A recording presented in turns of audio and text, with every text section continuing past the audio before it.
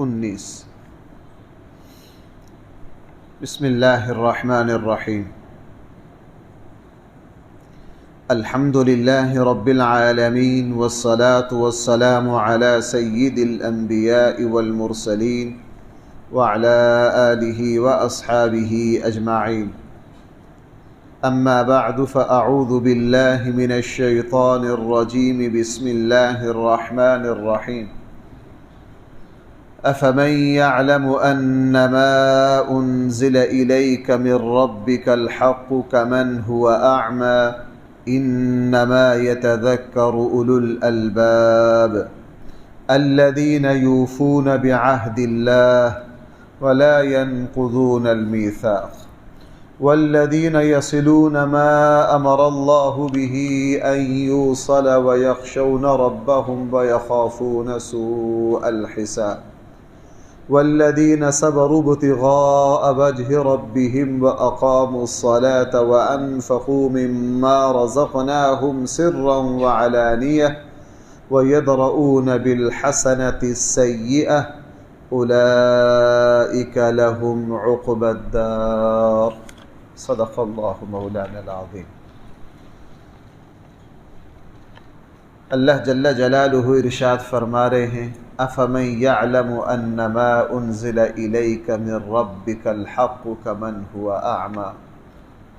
کیا بھلا وہ شخص جو یہ جانتا ہو، جس کا ایمان ہو، جس کو اس پر کامل یقین ہو کہ جو کچھ ہمارے آقا صلی اللہ علیہ وسلم پر اتارا گیا ہے قرآن کی شکل میں، سنت کی شکل میں، وہ بالکل سچ ہے، بالکل صحیح ہے، اس میں کسی قسم کی کھوٹ نہیں ہے، یہ جاننے والا، یہ ماننے والا، اس پر ایمان لانے والا، یہ اس جاہل اندھے کے برابر کب ہو سکتا ہے جس کو کوئی پتہ نہ ہو میرا رب کون ہے، میرے نبی کون ہے۔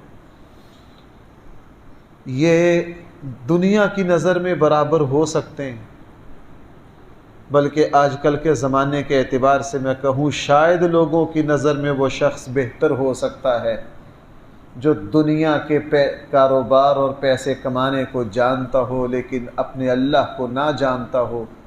دنیا اس کو اعلیٰ اور بہتر سمجھ سکتی ہے اس شخص سے جو نماز پڑھتا ہے، جو اللہ کے سامنے سجدہ ریز ہوتا ہے، جو اپنے اللہ کی توحید اور وحدانیت کا قائل ہے، لیکن لوگوں اللہ کی نگاہ میں دونوں ہرگز برابر نہیں ہیں۔ اللہ کی نگاہ میں دونوں برابر نہیں ہیں۔ یہ کل قیامت والے دن اندازہ ہوگا کہ اشہد ان لا الہ الا اللہ واشہد ان محمدا عبدہ ورسولہ کی اللہ تعالیٰ کے یہاں کیا قدر و قیمت ہے۔ ہم نے اللہ کے سامنے سجدہ کیا ہے، نماز پڑھی ہے، اس کا اندازہ کل قیامت والے دن ہوگا۔ فرمایا کہ یہ دونوں لوگ کبھی بھی برابر نہیں ہو سکتے۔ رسول قرآن کریم جگہ جگہ مثالیں دے کر بیان کرتا ہے، قرآن کریم جگہ جگہ مثالیں دے کر بیان کرتا ہے۔ جو اللہ کو مانتا ہے، جو صاحب ایمان ہے، جو کافر ہے، یہ دونوں کبھی بھی برابر نہیں ہو سکتے۔ تمہارے یہاں گدھا گھوڑا برابر ہو سکتے ہیں، اللہ تعالیٰ کے یہاں یہ دونوں چیزیں برابر نہیں ہو سکتی۔ قرآن کریم جگہ جگہ مثال دے کر آگے بھی کہہ رہا ہے، لوگوں تمہارے یہاں کوئی اندھیرا اور روشنی برابر ہیں؟ اور پچھلے سبق میں کیا کہا؟ جھاگ اور پانی برابر ہیں؟ تمہارے یہاں سونا اور چاندی کی میل کچیل اور اصل خالص سونا اور چاندی اور لوہا، لوگوں کیا یہ دونوں چیزیں تمہارے یہاں برابر ہیں؟ اگر تمہارے یہاں برابر نہیں ہو تو تم کیا سمجھتے ہو کہ جو نماز نہ پڑھے یا جو نماز پڑھے وہ دونوں برابر ہیں؟ تمہارے یہاں ہو سکتے ہیں، اللہ تعالیٰ کے یہاں نہیں۔ اللہ تعالیٰ کے یہاں، اور نبی کریم صلی اللہ علیہ وسلم نے اس حقیقت کو بہت بیان کیا۔ میں وہ بات بارہا سناتا ہوں آپ کو، کل قیامت والے دن جس وقت آخری جنتی کو، حدیث میں بھائی کیا ہے، صحیح مسلم میں اس کی تفصیل ہے کہ نہیں؟ امام مسلم رحمہ اللہ نے اپنی صحیح میں عنوان قائم کیا آخری جنتی کا جنت میں جانا۔ یہ آخری جنتی کون ہوگا؟ جس کے پاس کمزور سے ایمان کے علاوہ اور کوئی اعمال نہیں ہوں گے۔ حدیث میں ہے، ہمارے آقا صلی اللہ علیہ وسلم نے ارشاد فرمایا، صحیح حدیث ہے کہ سارے جنتی جنت میں چلے جائیں گے، وہ ایک اکیلا جہنم میں رہ جائے گا۔ وہ اللہ تعالیٰ سے فریاد کرے گا، اللہ تعالیٰ ایمان کی وجہ سے اس کو جہنم سے نکال دیں گے۔ وہ اللہ تعالیٰ سے سفارش کرے گا، اللہ بس مجھے جہنم سے نکال دیجئے، مجھے جنت نہ بھی دے، مجھے یہ منظور ہے، بس جہنم سے نکال دیجئے۔ اس کو جہنم سے نکال دیا جائے گا۔ پھر وہ اللہ کا ترلا منت سماجت کرے گا، میرے اللہ مجھے تھوڑا سا جنت کے، کرتے کرتے کرتے جنت کے دروازے تک پہنچ جائے گا، اور پھر اللہ سے فریاد کرے گا، یا اللہ مجھے صرف تھوڑا سا داخلہ دے دیجئے۔ اللہ تعالیٰ اس کو داخلہ بھی دیں گے۔ وہ اللہ تعالیٰ سے سودا کرتے کرتے کرتے گڑاتے منت سماجت کرتے کرتے جنت پہ پہنچ جائے گا۔ اور بھائی آگے پتہ حدیث کے الفاظ کیا ہے؟ وہ جب جہنم سے نکلے گا، جہنم کی آگ جلا جلا کے اس کو کالا سیاہ اور کوئلہ بنا دے گی۔ وہ ایسا شخص ہوگا، اور اس کو پھر حکم دیا جائے گا کالے سیاہ کوئلے کو کہ جنت کی نہر میں وہ غسل کرے۔ جیسے ہی وہ غسل کرے گا، اللہ جل جلالہ اس کی ساری سیاہی کو دور کر دے گا۔ اور اس کو ہم کبھی بھی اس بات پر یقین نہ کرتے اگر سچوں کے سردار امام الانبیاء صلی اللہ علیہ وسلم اس کو بیان نہ کرتے۔ ہمیں اس بات پر کبھی بھی یقین نہ آتا اگر اس کو ہمارے آقا صلی اللہ علیہ وسلم کے علاوہ کوئی اور بیان کرتا۔ فرمایا کہ اس آخری جنتی کو زمین و آسمان سے 10 گنا بڑی جنت دے دی جائے گی۔ زمین و آسمان سے بھائی کتنی؟ 10 گنا بڑی اس کو جنت دے دی جائے گی۔ میں بعض دفعہ سوچتا ہوں اللہ کی رحمت کا کیا ٹھکانہ ہے۔ جو سب سے آخر میں جہنم میں نکلا، جب میرے اللہ اس کو اتنا اعزاز و اکرام دیں گے تو آپ اس سے اندازہ لگا لیجئے ان لوگوں کے عزت و احترام کا کیا ٹھکانہ ہے جو بغیر حساب و کتاب کے جنت میں جائیں گے، جو بغیر حساب و کتاب کے۔ اس لیے بھائیوں، میں آپ کو کن الفاظ سے عرض کروں، زہ نصیب ان لوگوں کے جن کو اللہ ایمان کی حلاوت اور مٹھاس دے دے، جن کو اللہ سجدے کی لذت دے دے، جو اللہ کے سامنے جھکنے والے۔ آپ کیا سمجھتے ہیں؟ آپ حضرات صبح اٹھ کر کوئی کسی محلے سے آیا ہے، کوئی کہیں سے آیا ہے، دور دور سے آپ حضرات فجر میں آتے ہیں، کیا آپ اور وہ شخص اللہ کی نگاہ میں برابر ہیں جس کو کوئی پتہ نہیں کہ قریب مسجد بھی ہے، فجر کی اذان بھی ہوئی ہے، فجر کی نماز بھی؟ آج کل کے جدید زمانے کے اعتبار سے کہوں، ایک آپ جیسے مسلمان ہیں کہ جو رات کو 2 3 مرتبہ موبائل دیکھتے ہیں کہ کبھی ایسا نہ ہو میری نماز ہی نکل جائے، اور کیا وہ لوگ جو فجر کی اذان کو سونے کا الارم سمجھتے ہیں کہ آج اتوار ہے، ساری رات کھیلتے رہے، فلمیں دیکھتے رہے، موبائل پہ لگے رہے، فجر کی اذان ہوئی تو انہوں نے فجر کی اذان کو سونے کا اعلان سمجھا؟ بھائی دنیا کی نظر میں ہی فرق ہو سکتا ہے، لیکن اللہ تعالیٰ کی نگاہ میں اس بندے کی بڑی قدر و قیمت ہے۔ اس لیے قرآن نے یہاں بڑے معنی خیز تعجب کے الفاظ میں کیا افامن، کیا بھلا وہ شخص، افامن کیا بھلا وہ شخص، یعلم جو جانتا ہے، انما انزل الیک من ربک کہ جو کچھ آپ کی طرف یعنی حضور علیہ السلام کی طرف، من ربک آپ کی رب کی طرف سے سچ اتارا گیا ہے، جو جانتا ہے اس کو، کم ان ہوا اعمی، کیا وہ برابر ہو سکتا ہے اس اندھے اور جاہل کے جس کو کچھ پتہ نہ ہو؟ انما یتذکر اولو الالباب، لیکن لوگوں ان باتوں سے وہی لوگ نصیحت حاصل کریں گے جو عقل والے ہیں۔ بھائی جو کون ہوں؟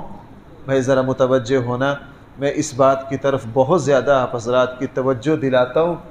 قرآن کریم کی اصطلاحات اپنی ہیں، قرآن کے معیارات اپنے ہیں، قرآن کریم کے اصول اپنے ہیں۔ قرآن کریم یہاں کیا کہہ رہا ہے؟ انما یتذکر اولو الالباب، یقیناً ان باتوں سے نصیحت وہی حاصل کریں گے بھائی جو کیا ہوں گے؟ عقل والے۔ بھائی جو کیا ہوں گے؟ عقل والے۔ قرآن کریم عقل مندوں کی اپنی تعریف کرتا ہے، قرآن کریم انسانیت کی کوئی پرواہ نہیں کرتا۔ قرآن کریم کے یہاں عقل مند وہ ہے جس کا ایمان کامل ہو، جس کے پاس تقوی ہو، جس کے پاس عمل صالح ہو، جس کے پاس اللہ کا خوف اور خشیت ہو، جو دیانتدار ہو، قرآن کریم بھائی اس کو کیا کہتا ہے؟ عقل مند۔ دنیا والے اس کو بے وقوف کہے، جو چاہے کہے، قرآن کہہ رہا ہمارے یہاں عقل مند وہی ہے۔ اب دیکھیں یہ بات میں اس لیے زور دے کر کہہ رہا ہوں، آگے پھر قرآن کریم نے پورے رکوع میں ان عقل مندوں کی نشانیاں بیان کی ہیں کہ ہمارے نزدیک عقل مند لوگ یہ ہیں۔ ہم دنیا میں کس کو عقل مند سمجھتے ہیں؟ جناب جو اتنا تیز اور طرار اور شاطر اور مکار اور عیار ہو کہ بیٹھا بیٹھا اپنے موبائل کی انگلیوں پر لاکھوں کما لے، نہ اس کو سچ کی پرواہ، نہ جھوٹ کی پرواہ، نہ وعدہ خلافی کی پرواہ، پیسہ کمانا جانتا ہو ہمارے یہاں، ہم کہتے ہیں یار فلانا بندہ بڑا ذہین ہے، بڑا سمجھدار ہے۔ وہ ہمارے یہاں سمجھدار ہو سکتا ہے، اللہ تعالیٰ کے یہاں نہیں ہو سکتا۔ رسول اللہ صلی اللہ علیہ وسلم نے کیا فرمایا؟ لوگوں تم میں سے کون ہے جو ہر روز سرخ اونٹنیاں صدقہ کرے؟ ان کے یہاں یہ قیمتی گاڑیاں تھیں۔ تم میں سے کون ہے جو ہر روز اتنا اتنا صدقہ کرے؟ حدیث، کئی احادیث میں یہ مضمون ہے۔ تم میں سے کون ہے جو ہر روز اتنا اتنا صدقہ کرے؟ عرض کہ اللہ کے حبیب ہم اتنا نہیں کر سکتے۔ رسول اللہ صلی اللہ علیہ وسلم نے فرمایا اتنے اتنے صدقے سے بہتر نہ تمہیں بتاؤں؟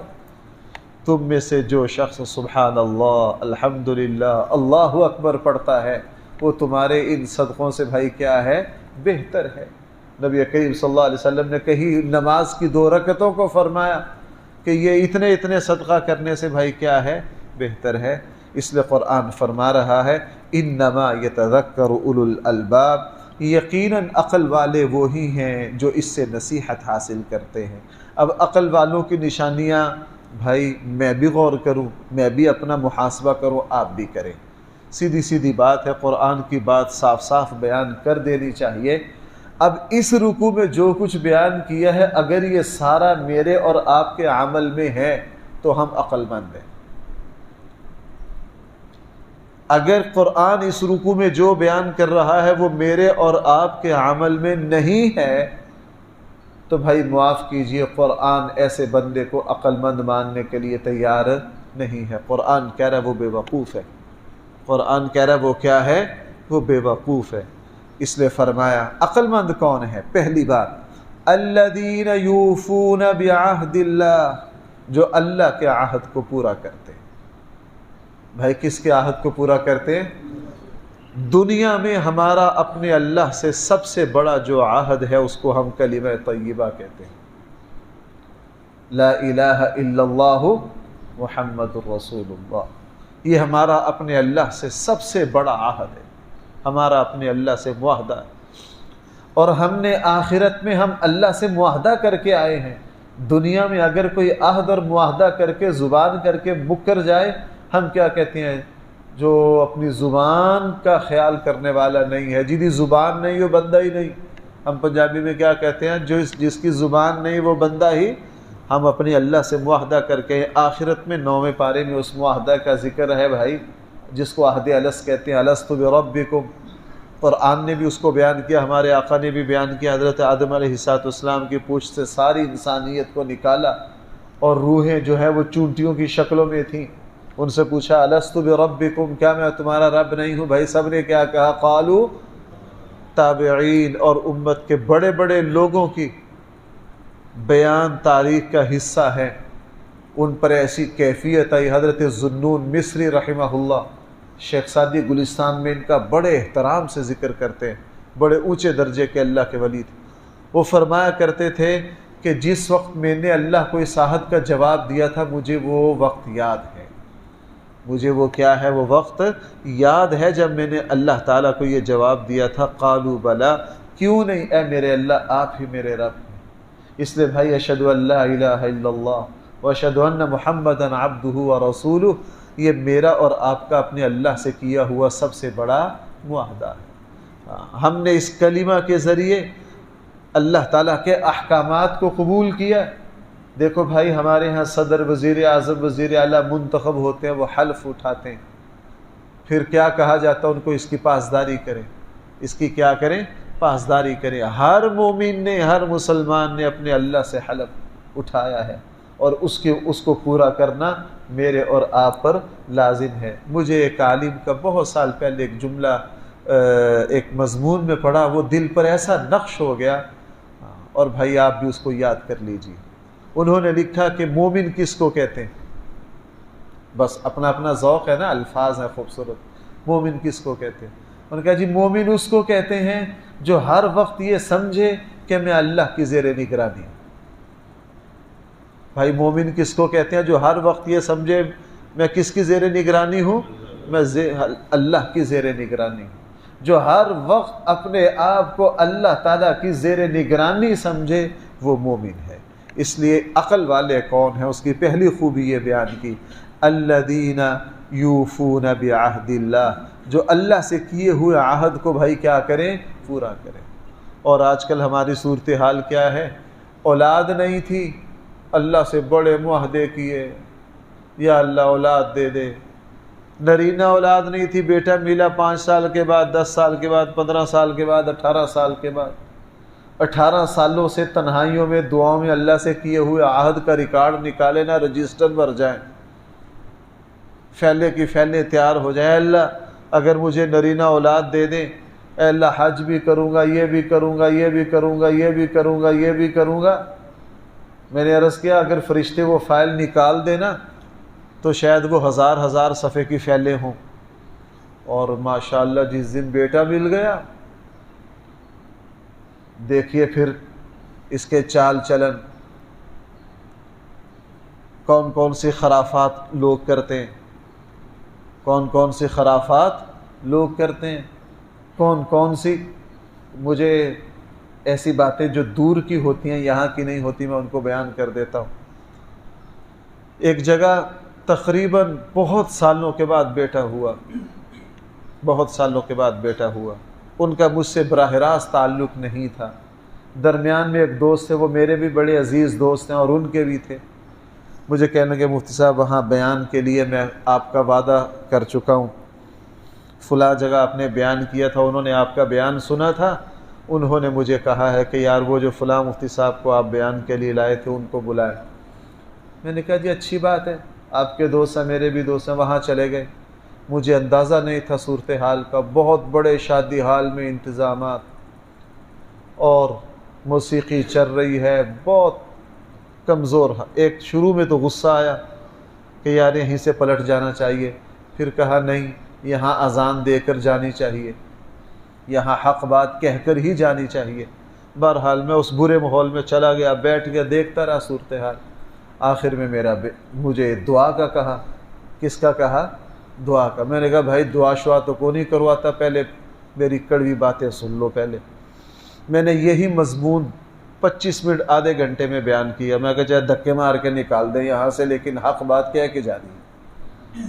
میں نے ان سے کہا بندہ خدا 15 سال دعائیں مانگ کے اللہ سے نرینہ اولاد لی ہے، اللہ کی اس طاقت کو بھول گئے ہو؟ وہ اگلے دن واپس لے سکتا ہے، ذلیل ہوتے پھرو گے۔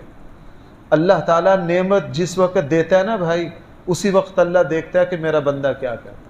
جس دن آپ 50 لاکھ کی گاڑی لے کر بک کروا کے پہلے دن گھر آ رہی ہے نا، اللہ اس وقت کی کیفیات کو دیکھتے ہیں کہ میرا بندہ کیا کر رہا ہے، میرا بندہ کیا کر رہا ہے۔ میں نے کہا بندہ خدا 15 سال کے بعد یہ نعمت ملی ہے، پہلے دن ہی اتنی نافرمانیاں کر لی، بھول گئے اس اللہ کو، اس کے دینے والے کو بھول گئے۔